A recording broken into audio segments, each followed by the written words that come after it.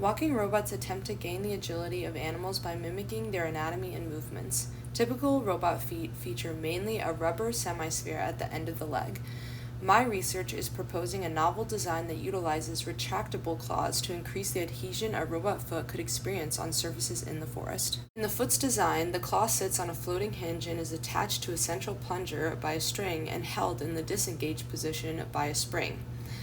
When the central plunger is pushed back by the foot coming in contact with the ground or pulled up by the servo and pulley, the back end of the claw is lifted, engaging the claw with the surface. The foot prototype was 3D printed out of Markforged Onyx. The spring is embedded into the floating hinge mid-print. The pieces are then assembled. A great feature of this design is its flexibility. The floating hinges can be placed in any of the 8 slots to create different claw configurations. The ends of the claws can also be replaced to try out alternate designs. To test this design, adhesion tests were performed on 5 different grass terrain sites around WVU's campus. For each site, 10 trials were performed.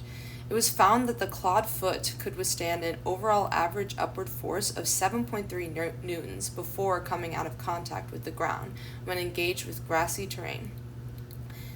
This design should be further tested in the future to determine how its coefficient of friction could compare with existing robot feet. The design could also be customized for other types of surfaces by designing alternate toe/claw ends.